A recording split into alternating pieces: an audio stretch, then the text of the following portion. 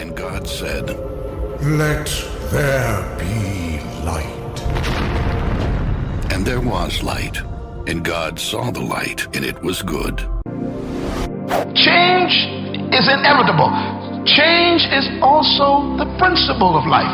That means everything that is alive will change.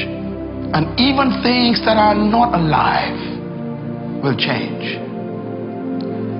You know, a lady came to me. She says, I came to the Bahamas for the last 10 years, and I missed 4 years. And I came here this past month, and everything is different. The airport is new, she said. What happened to the old airport, she says. In other words, even the things not alive are changing. The way the river runs down the mountain is wearing away the mountain. You go back to that mountain 10 years later, and the river is wider. Change is in creation. It's part of life. So here is the question then. Ecclesiastes chapter 3. It says, to everything there is a season, and to every purpose under heaven there is a time for it. To everything there's a season. How many things have a season? Everything. This is one of the best news I ever got in my life.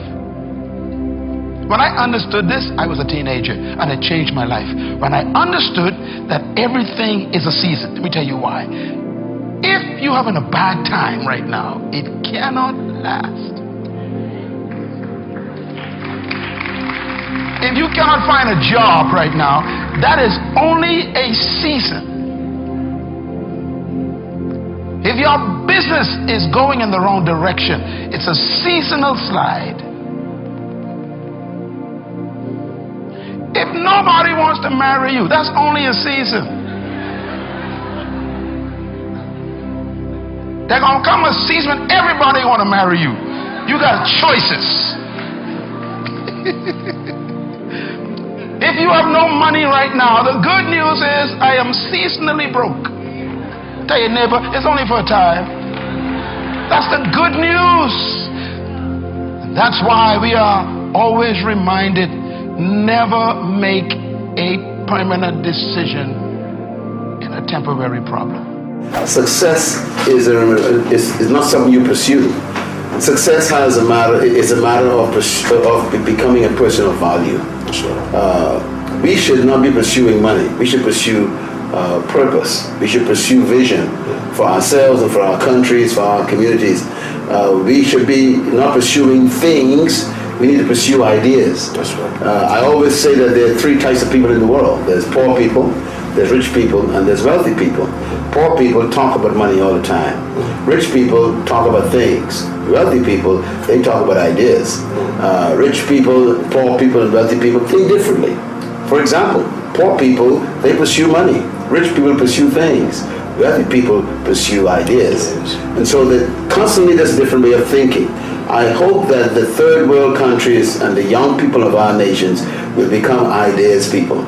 You know, ideas control the world, not money. And ideas attract money. So I think if we minimize this desire to get money and elevate the creativity of new ideas, we will find that financial results will naturally flow to it. Bill Gates didn't pursue money, he pursued an idea. Stephen Jobs, the late Stephen Jobs, who invented the Apple computer and the iPhone, he never went after money, he developed an idea. And I think, if you think of all the wealthy people in the world, it was ideas that made them wealthy, not money. That's right. So I think we need to switch it, reverse it. Don't pursue money and then try to get an idea. Get an idea and money to pursue the idea, and you become a byproduct as far as wealth. I tell our young people, I say to you right now, stop looking for employment. Why don't you position yourself differently and look for deployment? To be employed means that somebody else is benefiting from your energy. To deploy yourself means that you are using your own energy to be productive. So instead of waiting for someone to give you a job, create your own work. That's why I tell people there's a difference between your work and your job. Your job is what they train you to do. Your work is what you were born to do. Your job is your skill. which they can fire you from at any time. But your work is your gift. No one can take that from you. Your job is where you get compensation for activity. Your work is where you get fulfillment because you love it so much. Your job you can retire from. Your work you can never retire from your work because your work is you. So when a person discovers their work, they no longer need a job because their work makes them productive.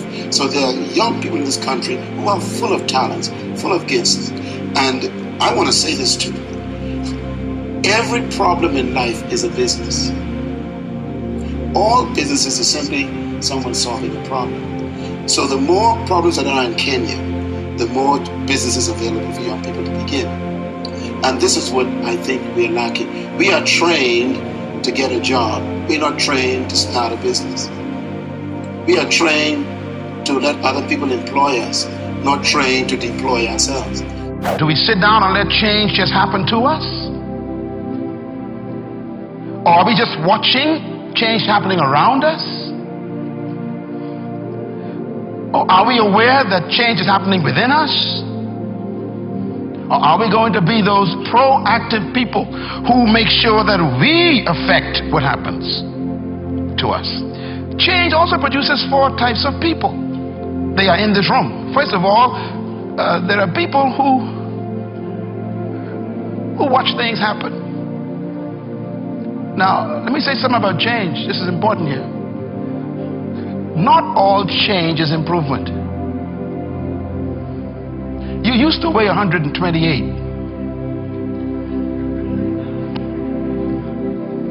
And now you changed. And for some of you, that's not an improvement. You lost your wardrobe. You lost your ability to climb up steps fast. You even lost the quality of health that you had. Change doesn't mean improvement all the time. But the problem is, without change, there can be no improvement. So you have to decide what to do with change. Change will happen. And if you are not careful, it could be destructive. So you have to determine what are the choices. So what kind of person are you? We should not try to get everything now. I went to college. I spent 8 years in universities. I have 3 bachelor's degrees, a master's degree, 5 doctorate degrees bestowed upon me by many different universities. And many of my friends that went to school with me in high school, they went straight to jobs. I went to college. They started making money early. I delayed my money making for 5 years. And now, what they make in a year, I probably make in an hour. So, we need to be more focused on developing ourselves rather than trying to grab money now. Focus on self-improvement, self-expansion, rather than trying to get your pocket to expand. Because the more valuable you make yourself, the more value you attract. You're not paid for how hard you work. You're paid for what you are worth to the organization. That's right. And the more intellectual development you have, the more spiritual development you have, the more psychological development you have, emotional stability, you become more valuable to the world. And let me say this finally. If you become valuable to the world will pay you to be yourself. That's right. So it's important for you to become a person of value, not to seek value in things. That's right. I get paid for what I know, not for what I do. And I think this is what we need to perceive as being most valuable. Do you know what they actually call intellect? They call it capital. Intellectual capital is really a commodity. And so I want to encourage our young people to focus on discovering the purpose for your life, why God created you, and then discover your gifts, and then refine them, develop them, practice them, and then even begin to serve them freely to your community. Develop yourself, and in a short time you will discover that people will pursue you, because when you develop your fruit and you maximize your fruit of your gift in life, just like a tree, trees never bring their fruit to you. That's right. They just simply manifest them. you are attracted to the tree. So when you develop your gifts and refine your gifts, you don't need to look for followers. They'll find you. That's right. After all, leadership is not about finding followers. It's about followers being attracted to what you have. And this is true commodity. The power for me to be successful was not in the teachers, it was not in the educational system, it was not in my culture, it was not in my society, it was within me. And I began to think, God, if you are a good God, why am I poor? If you are a great God, why are these people better than me? If you make me in your image, why are they special and I'm a monkey? And that night, no thunder, no lightning, no earthquakes, nothing. I just heard a voice in my mind, and the voice said, I ask you to believe me, and you will be saved, not them. And that night, I made a commitment to believe what God said. 13 years old, I said, okay, I believe that I have the power to experience far beyond all I can ever ask, think, or imagine. 13 years old. And that's when my pursuit of God began. When was it that you realized you wanted to become a preacher? You know, I didn't want to become a preacher. Matter of fact, today I still don't consider myself a preacher. I think it drove me to have a passion to help everybody who's been oppressed. My passion is to make sure that no one should live under what I experienced. I never desired to be a minister. I desired to help people. You should never judge your success by other people's accolades. You judge your success by God's instruction to your life and how well along you are with that instruction. Because I found out something in life, the average human being is so mediocre that to be a genius, just do a little extra. Y'all missed that. People are so normal. To be an expert, just go 1 inch abnormal, and they think you're great. So don't judge your success by the masses, what they think of you. Judge yourself by what God told you to do. Can I put it another way? When experience is your best teacher, then progress is imprisoned. Experience could be a curse. I've been taught by my parents years ago that experience is the best teacher. I don't believe that anymore. Experience could cause you to stop progressing because you keep judging your dreams by your experience or your vision by your experience, and you end up saying, I tried that before, or I never saw anyone do it that way. And you begin to use your experience to stop your progress. This is why God always makes history with young people. Because old people got too much experience. You all remember the story with David and Goliath? The problem with Saul, who was the king, was he had experience. And he tried to put his experience on David. He told David, wear my armor, wear my shield, use my sword. David put it on. David said, this thing is too heavy. And he went out and fought the giant with something the giant never saw before. A sling. How do you fight a rock with a sword? The giant says, what is this thing he's using? The giant is trained, experienced with a sword. So he expected an experienced swordsman to come and fight him. But here comes a little boy with equipment he ain't never seen before. We need some people like that in the 21st century who come with some things that they ain't never seen at the office. Think of some ideas that wreck the whole system. That's why Steve Jobs will always be in history as a great inventor. He keep defying his own experience. I was reading his watching a documentary on him last 2 weeks ago, and they said that when the iPhone came out, they said to him, that's it. You the ultimate, this is it. He said no. And he came up with this idea about the iPad. And he said the people in the company said it will never work. Why? it's an abnormal size. Either you got a computer or an iPhone. Put it in your pocket or put it in your briefcase. He said, this thing in the middle ain't gonna work. He says, look, we're gonna make this.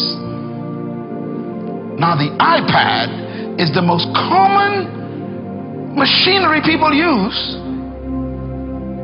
in the world. Sometimes you got to defy your own board to take progress. Experience, consult your experience, but never let it rule you. Shakespeare says, sweet are the uses of adversity. Ooh, I like that. Sweet are the uses of adversity. He says, you must learn to use adversity for your benefit. One of the wealthiest men in the United States, I just finished reading his book. Again, his new edition. It's called Cheaters Never Win. He's a multi-billionaire. He probably has products in this room today or in this building somewhere. He is the largest manufacturer of plastic, paper, cups, and paper plates, forks in the world. The company is called the Huntsman Enterprise. Multi-billionaire. Here's what he says in this book I just finished reading. He says, if there is a silver lining to bad times, it is this. When facing severe challenges, your mind is normally at its sharpest. No wonder why he's a billionaire. When facing challenges, he says your mind kicks in and thinks beyond the norm. He also says another statement I thought was interesting. He said humans seldom have created anything of lasting value unless they were tried or hurting. Benefits from crisis. This is when you are supposed to become a greater leader, a better leader, because your skills must be tested. I put it another way. Abraham Lincoln was an amazing guy. He became the greatest president in the midst of trials. Today, I still am convinced he is the greatest president of the United States in history, because he used adversity to create a federation that lasted 300 years and still were working. But it came out of the fires of crisis. My definition of leadership is very simple yet complicated. I believe that leadership is the capacity to influence others through inspiration, not manipulation.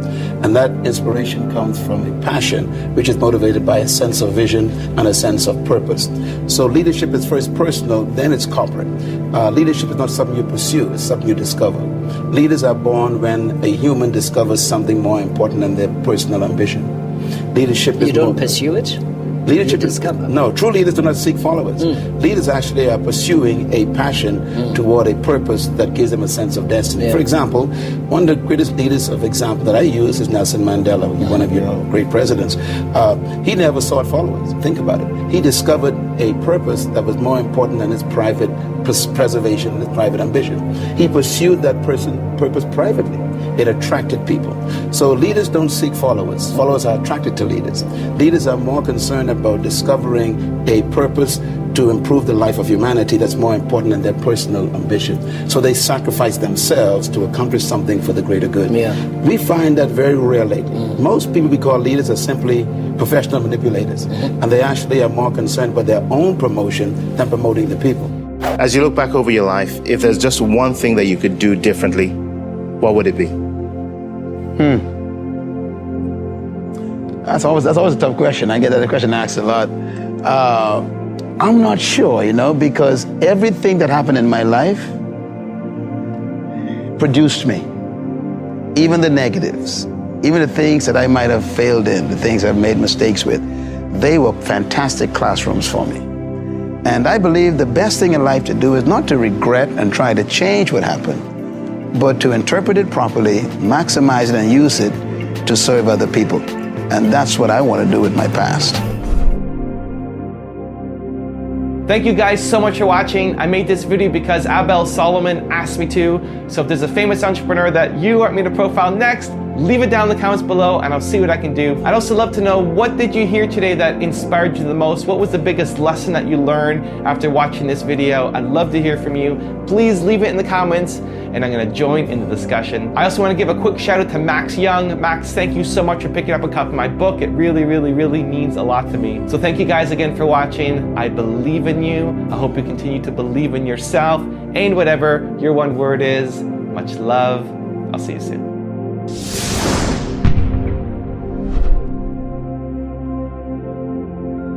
I want to focus on discovering and releasing, how to release your hidden greatness. Every human being in this room and those watching by the internet, you have inside of you, I have no doubt about it, greatness. But most people will die with their greatness on the inside. And this is why we have this conference. Because we don't want you to be one of those persons who die with their greatness. Let me say a few comments about greatness. Every human desires two things in life. I want you to write them down. Two things every human wants. 6 billion of us, and now 7 billion since last April on this planet, want two things. And everything you do is motivated by these two things. One, we want power. Every young person, every old person wants power. We got to talk about what power is. And the second thing we want is greatness. We don't talk about these too much, but every human being wants power and they want greatness. This is why we are motivated to wear certain clothing. We call them power clothing. This is why we try to join a gang, because being in a gang of people gives you power to threaten other people. This is why we would actually want to steal money or gain money, because money gives you power to buy things that you want to make you feel important. Everything we do is motivated by these two things, power and greatness. Now, I want to mention something about power. What is power? Power, I want you to quote it with me out loud up on the board so you can remember it when you leave here. What is power? Read it. Power is the ability and the capacity to control circumstances and in the environment. That's power. Power is what? The ability to control circumstances and to control your environment. That's what power is. And everybody wants it. The politician wants it. The banker wants it. The parent wants it. The young person wants it. Everybody wants power to control circumstances. What is greatness? Write this down. Greatness, out loud please, is a sense of value, importance, and significance. That's greatness. Greatness is when you feel that you are important to the world. You feel great when you feel that you are valuable to society. Greatness is when you feel that you are significant to your generation. In other words, the desire for all of us to be great and to control our environment is natural. You as a 16-year-old, your desire to become the head of the class is a desire for greatness. You as an 18-year-old, your desire to go to college and get a degree so you can get a better job, so you can make more money, so you can buy things you want, is a desire for control, a desire for greatness. And this is why people get in trouble. They're pursuing power and greatness. Now let me repeat again. The pursuit of power and greatness is natural. As a matter of fact, if you don't want to be great, something's wrong with you. If you have no desire to be powerful, something's wrong with you. Every person here desires these things. I put it this way. God is not against your desire for greatness. He's not against your desire for power. Because God created you to be great. Potential is who you are, but no one knows it yet. Potential is who you could become, but you haven't become it yet. Potential is how far you can go, but you haven't gone yet. In other words, potential is never what you've done. Because once you've done something, it ceases to be your potential. Potential, therefore, has to do with what you haven't done yet, that you can still yet do. And that's why I am after you. I came after you because I'm bored with what you've done. I'm bored. You got a PhD, so what? It's over. What's left? That's right. Potential, therefore, is not about what you've achieved. It's what you haven't achieved yet that you could achieve. And this is why I say this, that the enemy of your potential, write it down, is your last success. The greatest enemy of your potential is your success. Because when you become successful at something, it tempts you to stop. This is why I am always nervous about people's accolades concerning me. I don't trust too many awards people give me. I have so many degrees bestowed upon me, and I hide them away because I don't even want to see them. They may stop me from moving. Nothing is more dangerous than counting on your success. And so you possess the potential, and it's hidden. If you want another awesome video in our Black Excellence series, check out the video right there next to me. I think you'll enjoy it. Continue to believe, and I'll see you there.